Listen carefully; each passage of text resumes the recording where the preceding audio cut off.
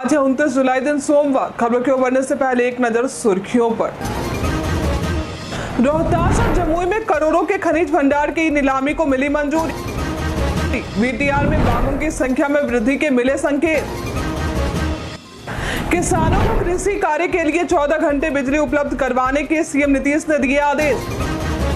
प्रदेश के 3 स्कूलों को पीएम श्री के लिए किया गया चिन्हित। भैया जी के बाद मनोज वाजपेयी ने इस फिल्म का किया ऐलान। अब व्हाट्सएप पर फोटो और वीडियो शेयर करना होगा और भी आसान। रेलवे ने 7,000 से भी अधिक पदों पर निकाली भर्ती। रेलवे द्वारा 7,000 से भी अधिक पदों पर भर्ती निकाली गई है। ये भर्ती बीटेक वालों के लिए है। आवेदन प्रक्रिया 30 जुलाई से शुरू है और आवेदन करने की अंतिम तिथि 29 अगस्त है। उम्मीदवारों के लिए आयु सीमा 18 से 36 वर्ष के बीच में होनी चाहिए। भर्ती के लिए इच्छुक उम्मीदवार इसकी आधिकारिक वेबसाइट indianrailways.gov.in पर जाकर आवेदन कर सकते हैं। भर्ती से संबंधित सटीक और अधिक जानकारी के लिए आप इसके आधिकारिक वेबसाइट और अधिसूचना को जरूर देखें। रोहतास और जमुई में करोड़ों के खनिज भंडार की नीलामी को मिली मंजूरी। खनिज भंडार के खनन का काम इसी साल जमुई और रोहतास जिले में शुरू होने की संभावना है। इसके लिए नीलामी की मंजूरी दी जा चुकी है। जमुई जिले में लौह अयस्क के 2 ब्लॉक होने की संभावना है। वहीं रोहतास जिले में चूना पत्थर के 1 ब्लॉक में 6,000 करोड़ से अधिक कीमत के खनिज भंडार मिलने की संभावना जताई गई है। ई नीलामी निकालने की प्रक्रिया इन सभी ब्लॉकों में खनन के लिए शुरू कर दी गई है। ई नीलामी को सरकार द्वारा गठित टेंडर अप्रूवल कमेटी की बैठक में मंजूरी दी जा चुकी है। बिहारी बर्थडे स्पेशल में आज हम बात करेंगे सोनल झा के बारे में। सोनल एक भारतीय फिल्म और टेलीविजन एक्ट्रेस है। इनका जन्म आज के ही दिन वर्ष 1971 में हुआ था। ये कई फिल्मों में अपनी अहम भूमिका निभा चुकी हैं, जिसमें lipstick, under my Burkha, teen story, Chillar party जैसी प्रसिद्ध फिल्में शामिल हैं। फिल्मों के अलावा ये कई टीवी धारावाहिकों में भी नजर आ चुकी हैं, जिसमें हम लड़कियां, ना आना इस देश लाडो, बालिका वधू जैसे प्रसिद्ध टीवी सीरियल शामिल हैं। इंटरमीडिएट में 10वीं पास को स्कूल और संकाय बदलने का बिहार बोर्ड दे रहा मौका। इस बार इंटरमीडिएट में नामांकन लेने वाले बच्चों के लिए अच्छी खबर है। 10वीं पास बच्चों को 11वीं में एडमिशन के लिए मेरिट लिस्ट में जो कॉलेज आवंटित हुए हैं और यदि आप उस कॉलेज में पढ़ना नहीं चाहते हैं तो आप आसानी से अपना कॉलेज बदल सकते हैं। कॉलेज बदलने के साथ ही बच्चों को अपने सब्जेक्ट यानी संकाय बदलने के ऑप्शन भी मिलेंगे। अपने कॉलेज और संकाय बदलने वाले छात्रों को बिहार बोर्ड आखिरी मौका दे रहा है। विद्यालय और संकाय बदलने वाले को 30 जुलाई तक का समय मिल रहा है। पुलिस महकमे का मैनुअल संशोधित करने की तैयारी। बिहार में पुलिस महकमे का मैनुअल संशोधित होगा। इस मैनुअल को संशोधित करने की कवायद 46 साल बाद शुरू हुई है। इसे बिहार पुलिस हस्तक 1978 भी कह सकते हैं। नए पुलिस मैनुअल में कानून से जुड़े जितने भी बदलाव हुए हैं, नए कानून से जुड़े प्रावधान और पुलिस महकमे में अब तक लिए गए सभी महत्वपूर्ण निर्णय को समाहित किया गया है। साथ ही इसमें पुलिस से जुड़े सभी अद्यतन निर्देशों को शामिल करने की तैयारी है। गृह विभाग में प्रधान सचिव अरविंद कुमार चौधरी की अध्यक्षता में नए मैनुअल तैयार करने को लेकर बैठक की गई थी। आधार को सुरक्षित रखने के लिए ऐसे करें लॉग। हमारा आधार कार्ड सबसे जरूरी दस्तावेजों में से एक होता है। इसके बिना हमारे कई गैर सरकारी और सरकारी काम सभी अधूरे रह जाते हैं। अगर आपका आधार कार्ड कभी किसी गलत हाथों में गया तो उसका गलत इस्तेमाल भी किया जा सकता है। इसलिए जरूरी है कि आप अपने आधार कार्ड को लॉक रखें। घर बैठे ही आप अपने आधार कार्ड को आसानी से लॉक कर सकते हैं। इसके लिए आपको UIDAI के ऑफिशियल वेबसाइट पर जाना होगा। यहाँ आने के बाद आप माय आधार पर क्लिक करें। फिर यहाँ आपको लॉक या अनलॉक बायोमेट्रिक ऑप्शन दिखेगा। इस पर क्लिक करके 12 डिजिट का यूनिक आधार नंबर डालें।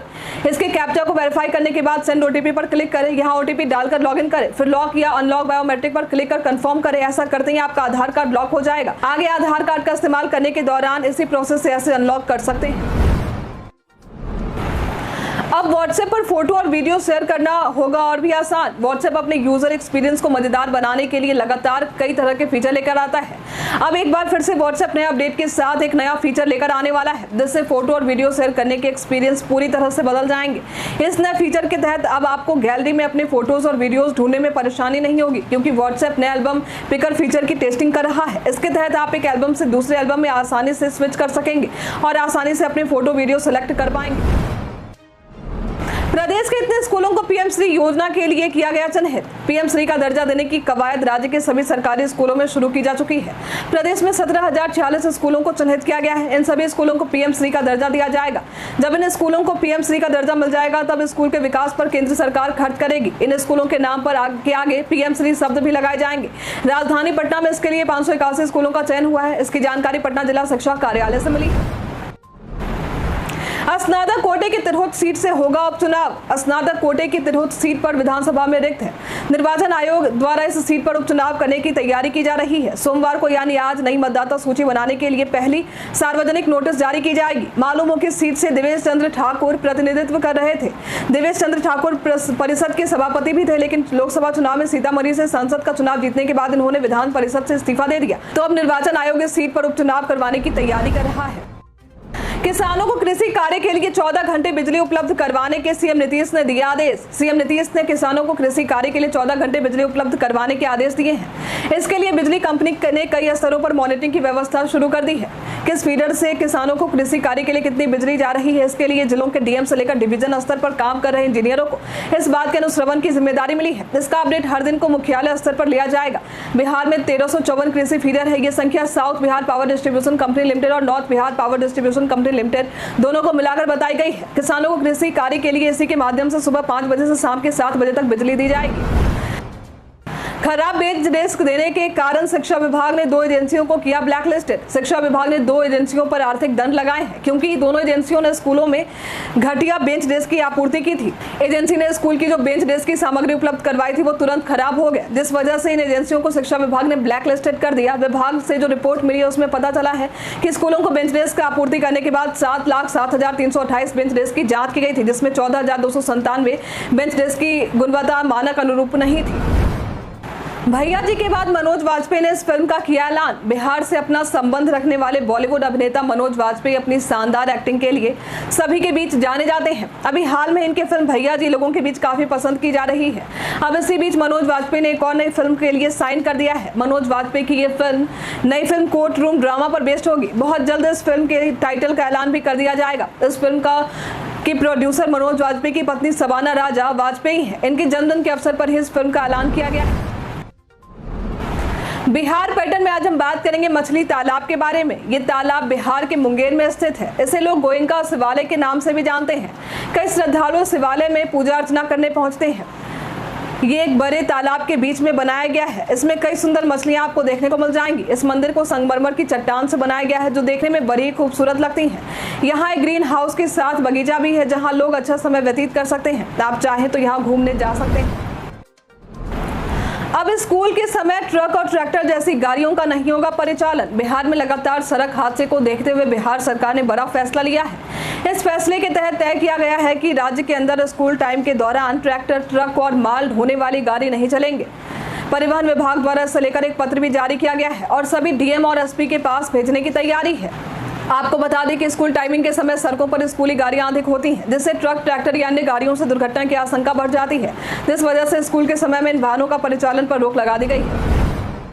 वीटीआर में बाघों की संख्या में वृद्धि के मिले संकेत। पश्चिम चंपारण की वाल्मीकि टाइगर रिजर्व यानी वीटीआर में लगातार बाघों की संख्या बढ़ रही है। इसकी वजह है बेहतर अधिवास प्रबंधन और शिकार पर अंकुश लगाया जाना। वर्ष 2022 में गन्ना के समय यहाँ 54 बाघ पाए गए थे, लेकिन अब बाघों की संख्या में वृद्धि होने के संकेत मिले हैं। केवल मंगुराहा के जंगल में बाघों की संख्या 12 से 14 के करीब में है। बाघों की संख्या में वृद्धि होने की एक मुख्य वजह घास का मैदान और शाकाहारी जानवरों की वृद्धि में बताई जा रही है।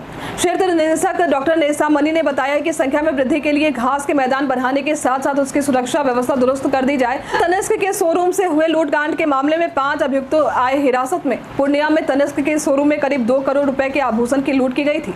इस मामले को लेकर पूर्णिया पुलिस लगातार जांच कर रही है। मिली जानकारी के मुताबिक अब तक 5 लोगों को इस मामले में संदेह के आधार पर हिरासत में लिया गया है। पूर्णिया पुलिस ने बताया है कि अब तक अनुसंधान में अभियुक्त के नेपाल की ओर भागने का संदेह प्रतीत हो रहा है। इसके अलावा अभी तक अभियुक्तों के एंट्री और एग्जिट पॉइंट का पता भी लगाया गया है। पुलिस घटना स्थल पर पहुंचकर घटना के हर एक बिंदु की जांच कर रही है। प्रदेश में टीबी मरीजों को मिल रही राहत। राज्य के 1 लाख से भी अधिक टीबी मरीजों को पहले से राहत मिल रही है। इस संबंध में स्वास्थ्य मंत्री मंगल पांडे ने बताया है कि देश के सभी राज्यों में राष्ट्रीय टीबी उन्मूलन कार्यक्रम लागू है। टीबी मरीज इलाज के लिए सभी प्रकार की दवाएं भारत सरकार दे रही है। कुछ कारणों से केंद्रीय टीबी यक्ष्मा प्रभाग से टीबी की दवा को भेजने में विलंब हुआ है। इसको देखते हुए राज्य सरकार ने भी स्थानीय स्तर पर से बिहार चिकित्सा सेवा और आधारभूत संरचना निगम लिमिटेड द्वारा 12 प्रकार की दवाओं का अनुबंध किया है। इसके अलावा भारत सरकार द्वारा निर्धारित 4 प्रकार के विशिष्ट पैक और 5 प्रकार के अन्य टीबी इलाज की दवाएं आवश्यक दवाओं की सूची में शामिल की गई।